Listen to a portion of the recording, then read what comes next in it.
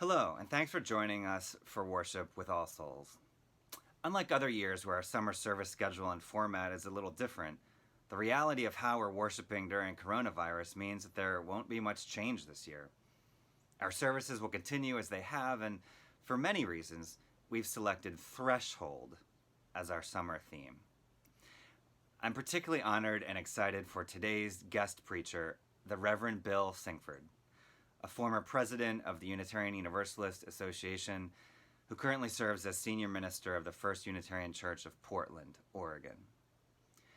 Bill was the first African American to lead any historically white denomination in this country, and his tenure as president of our association from 2001 to 2009 was marked by strong public witness for social justice and support for marginalized communities.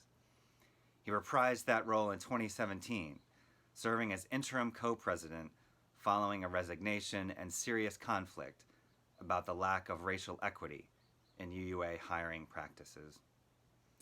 I worked in the association's Washington office during Bill's 8 years in office, and I can tell you that he manages to combine a fierce commitment to justice, deep spiritual grounding, compassion, and humility in ways that have and continue to inspire thousands of people to do the same. And so I think fittingly on this 4th of July weekend service, we'll hear about being long-haul people from a leader who has definitely been through it. Come, let us worship together.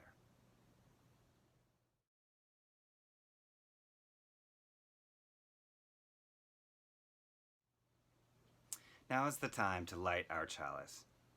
I invite you to do so at home, saying, "We hold these truths to be self-evident, that all people are created equal, that they are endowed by their Creator with certain unalienable rights, that among these are life, liberty, and the pursuit of happiness."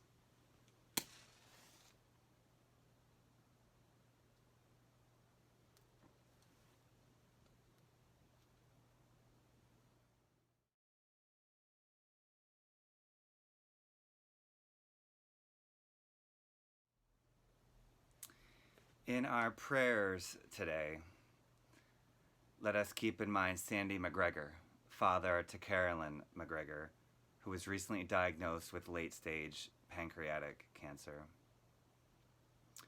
Prayers as well for Derek Stanfill, who will soon embark on a new leg of his life's journey as he prepares to move to Palm Springs, California. And prayers of celebration to Ian Harel Farouk, who graduated high school this year and was admitted to Morehouse College in Atlanta.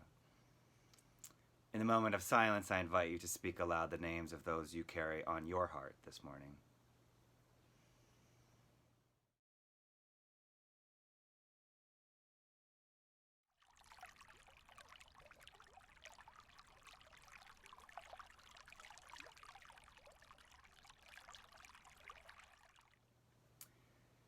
Spirit of life, love, and liberty, dear God.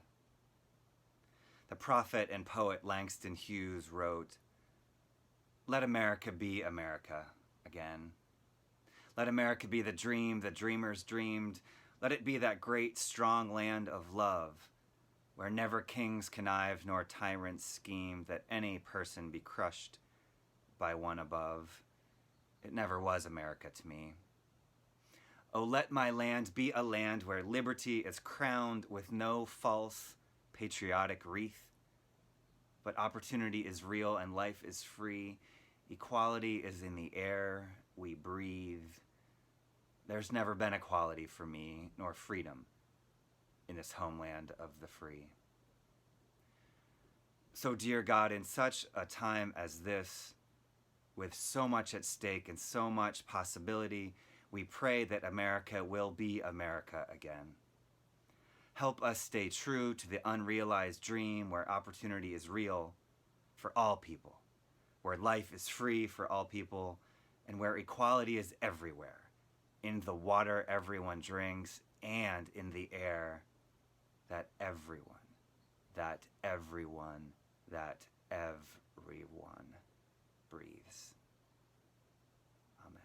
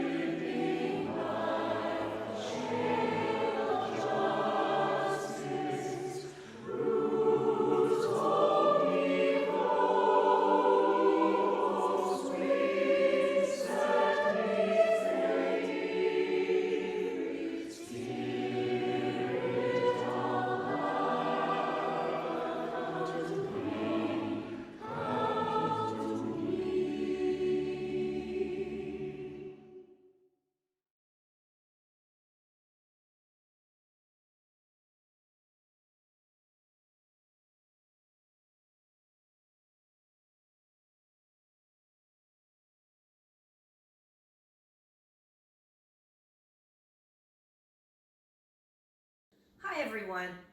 The All Souls theme for the summer is threshold. Threshold is actually a part of a doorway. It's where you cross over from one space to the other. Clara, can you point to the threshold? Where's the threshold? That's right. Eleanor, can you step back and forth across the threshold? A threshold can also be a crossing over of one feeling or emotion to another. In our story, the prince really wants to cross the threshold to happiness. He just doesn't know how to get to the other side. Once there was a prince who never smiled. Never. His parents, of course, desperately wanted their son to be happy. They tried everything. But the court juggler was bumbling. Parties were insufferable. The prince spent his day staring listlessly out the window and could not say what ailed him. His parents sent for doctors, philosophers, and sages. After conferring together for countless hours, they came up with the perfect solution. They must find a happy man and bring his shirt to the prince. Then all the happiness will envelop and nourish their son. So off they went to find a truly happy person. They traveled far and wide, but wherever they went, no one was perfectly happy. There was always something standing in their way. I'm so cold. Why is it so hot? I'm so hot. I'm so tired. We're not tired! We're not tired! We're not tired! I have too many children. I wish I had more children. They were about to give up when they heard somebody whistling off in the distance. They followed the melody to its source, and there they found a farmer contentedly working in his garden. The farmer saw them and beamed. Hello! What a glorious day. I'm gonna ask for more. They asked him, but a bigger farm would be better, right? Nope. Mine is a perfect size. But we bet you'd rather be richer, right? Nope, not really. Is there anything you wish for? Nope. The wise ones were perplexed, but thrilled. You're the one we've been looking for, they said. We need the shirt of a truly happy person to take back to the prince. But I don't own a shirt. And indeed, he did not have a shirt. They realized then that the prince couldn't use someone else's happiness. He would have to make his own way across that threshold. And the way to begin would be to start by helping others. The end. Thank you for inviting me to join you for worship at All Souls. Once again, it's been more than 10 years since I had the privilege of speaking to the All Souls community, but I am delighted to be back, to have the chance to speak with you this morning, even at a distance. Our reading this morning is by the poet Maya Angelou. It will be known to many of you. Still I Rise is the title. You may write me down in history with your bitter, twisted lies. You may trod me in the very dirt, but still, like dust, I'll rise. Does my sassiness upset you? Why are you beset with gloom? 'Cause I walk like I've got oil wells pumping in my living room? Just like moons and like suns with the certainty of tides, just like hope's springing high, still I rise. Did you want to see me broken, bowed head and lowered eyes, shoulders falling down like teardrops weakened by my soulful cries? Does my haughtiness offend you? Don't you take it awful hard, 'cause I laugh like I've got gold mines digging in my own backyard. You may shoot me with your words. You may cut me with your eyes. You may kill me with your hatefulness, but still, like air, I'll rise. Does my sexiness upset you? Does it come as a surprise that I dance like I've got diamonds at the meeting of my thighs? Out of the huts of history's shame, I rise. Up from a past that's rooted in pain, I rise. I'm a black ocean, leaping and wide, welling and swelling, I bear in the tide. Leaving behind nights of terror and fear, I rise. Into a daybreak that's wondrously clear, I rise. Bringing the gifts that my ancestors gave, I am the dream and the hope of the slave. I rise, I rise, I rise.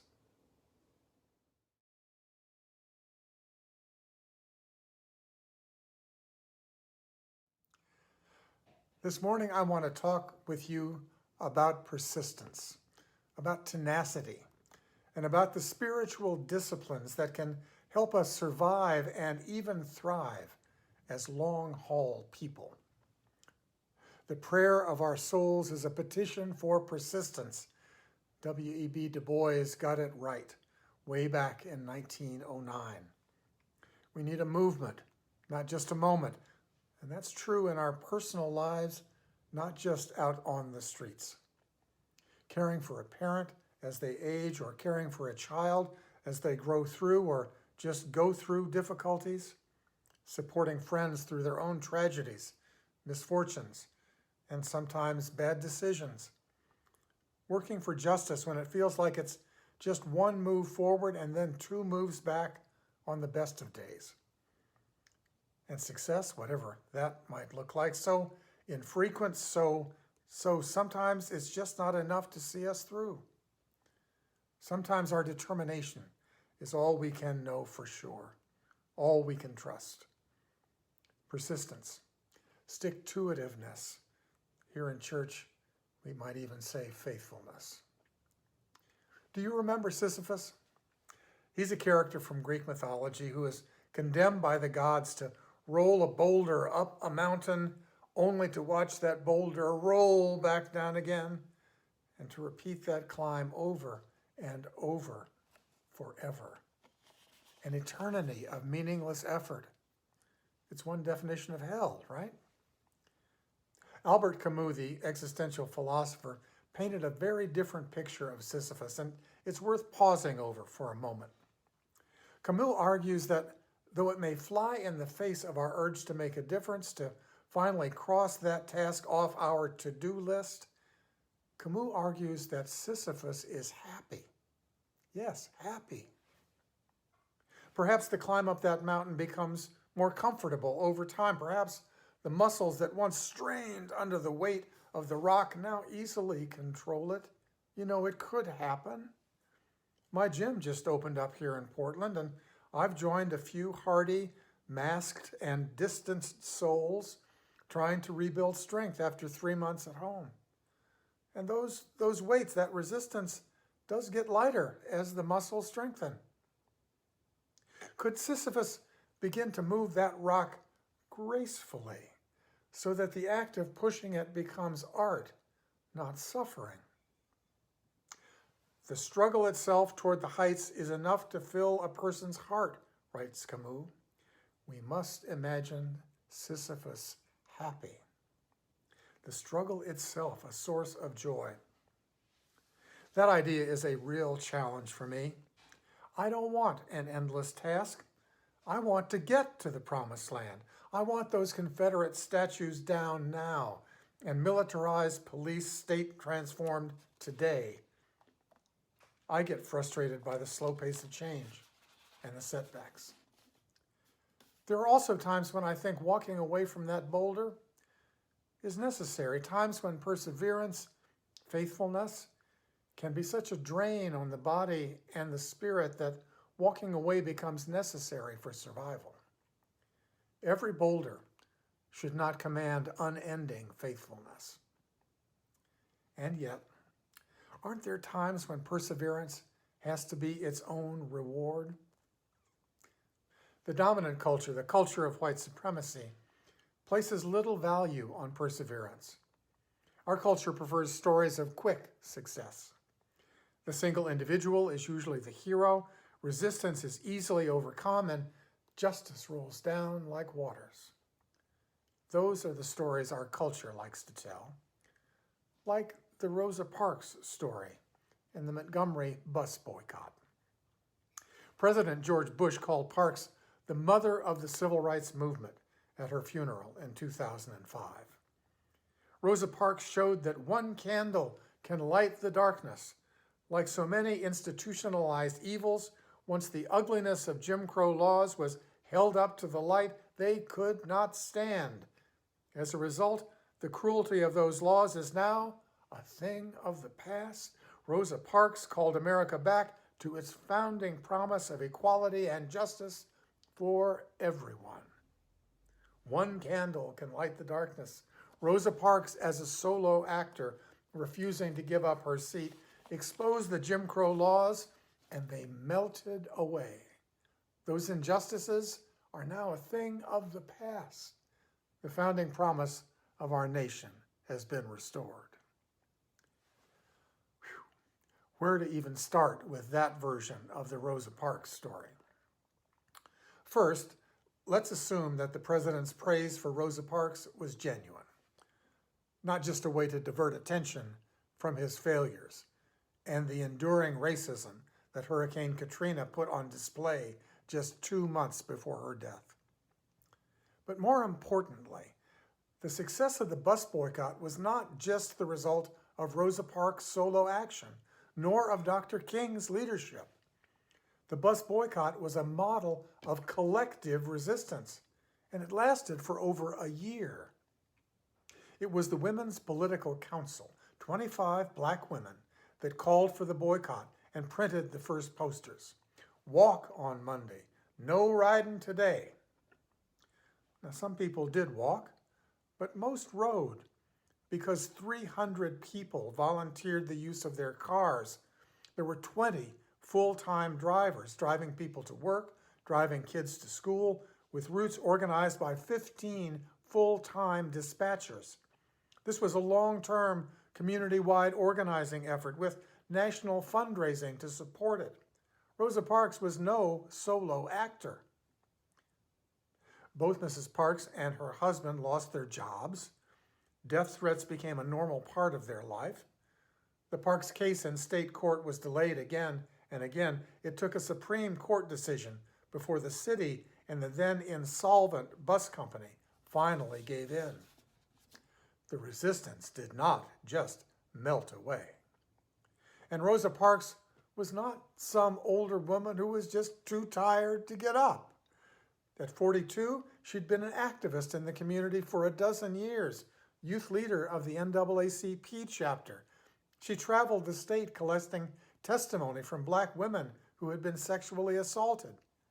Just months before the boycott, she attended a training session at the Highlander School, a training center for organizers throughout the South. She later wrote, "The only tired I was tired of giving in." And the boycott was not an impulsive act of resistance to a single humiliation. Before Rosa Parks' arrest in December, 2 other women had already been arrested for refusing to give up their seats. Promises of reform were made and not kept. By the time of Rosa Parks' arrest, the community had reached the breaking point. Following the success of the boycott, unable to find work in Montgomery, the Parks had to move to Detroit, where she was eventually hired into John Conyers' office and continued a life of activism. In 1983, President Ronald Reagan said of Mrs. Parks, "We've made historic strides since Rosa Parks refused to go to the back of the bus. As a democratic people, we can take pride in the knowledge that we Americans recognized a grave injustice and took action to correct it. We've made historic strides." Rosa Parks was being woven into a fable about the civil rights movement, a fable that some still believe. That fable went like this: there had been an injustice long ago, not now. But once courageous individuals like Rosa Parks, not an organized community, once courageous individuals pointed it out, that injustice was promptly corrected and proved the greatness of American democracy. I'm quoting Dr. Jean Theo Harris, who has written extensively on the Parks story and legacy. That fable, that national narrative, makes no mention of the community of resistance that persevered through decades. And because that injustice was back then and so easily corrected, the dominant culture can let itself off the hook rather than focusing on its ongoing failures. Dr. Theo Harris describes the meaning that can more honestly be found in that story. These activists kept going when all their efforts seemed in vain. In witnessing their persevering courage, other people found their own. Their persevering courage when all their efforts seemed in vain. Long haul people. There are a lot of them listening this morning. I am certain of it. Folks who have taken to the streets, some of us. Folks who pray at vigils, who welcome asylum seekers, who show up at hearings and fundraisers and send emails to Congress people. It's not easy being long haul people. not easy in our personal lives, not easy in our efforts for equity and justice, not when progress is slow, and when the setbacks can be heartbreaking. It helps to be centered not only on success, but as Wendell Berry wrote, on preserving qualities in one's own heart that would be destroyed by acquiescence. Not resisting has a cost too. And it helps to be inspired by a vision for a beloved community. All that helps. But there's something more here. Maya Angelou had planned a big party for her 40th birthday on April 4th, 1968, the day Dr. King was assassinated. She went into a deep depression, lasted for weeks. It was James Baldwin who helped her dig out. The times were so solemn and the daily news so somber, she wrote later, that we snatched mirth from unlikely places and gave servings of it to one another with both hands. Jimmy Baldwin said, "We survived slavery. You know how we survived? We put surviving into our poems and into our songs. We put it into our folk tales. We danced surviving and put it in our pots when we cooked pinto beans. We knew if we wanted to survive, we had better lift our own spirits. So we laughed whenever we got the chance." It's a very different picture from that image of Sisyphus, alone and grim, struggling to push that rock up that hill. But I can imagine Sisyphus looking our way. And is he smiling? We're going to need to be long-haul people this year. There is no doubt. This year and longer. I want to believe that this time is different. I pray that this time is different. And I'm working to make this time different. But the work of liberation will not end. We have a long way to go to get to the promised land.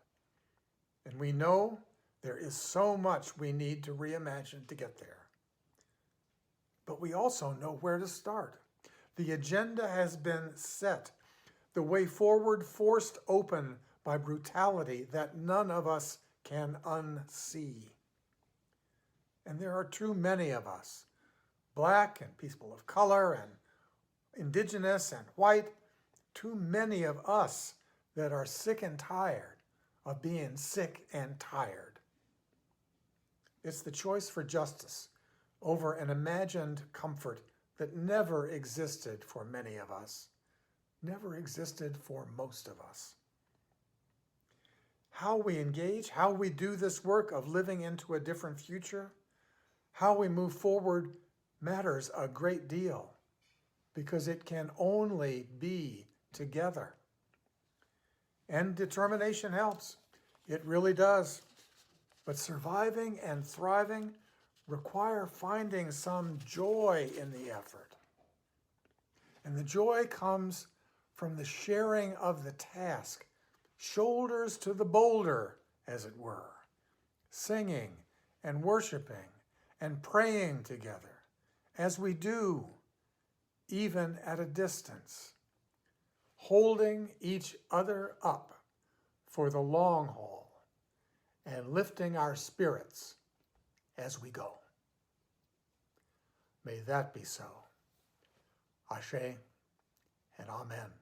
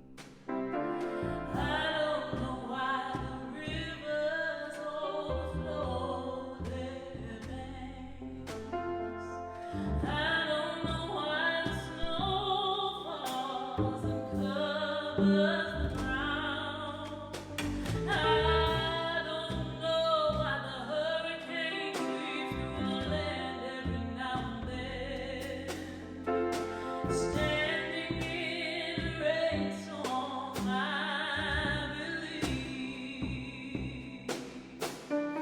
Hey, my lady, hey, hey, hey, hey, my lady, hey,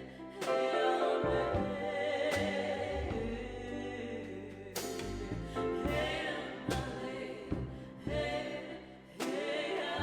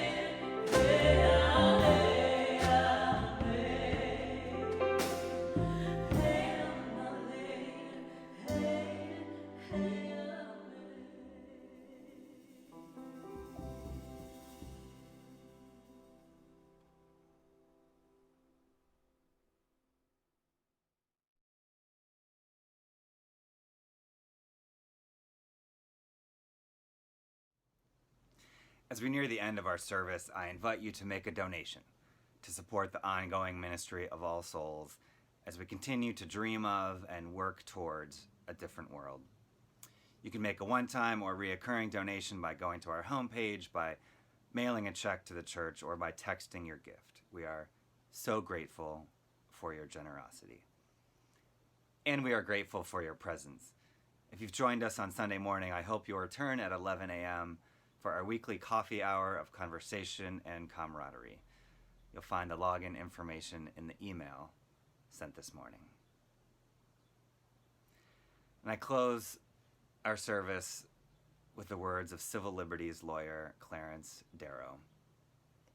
True patriotism hates injustice in its own land more than anywhere else. So may it be, and amen.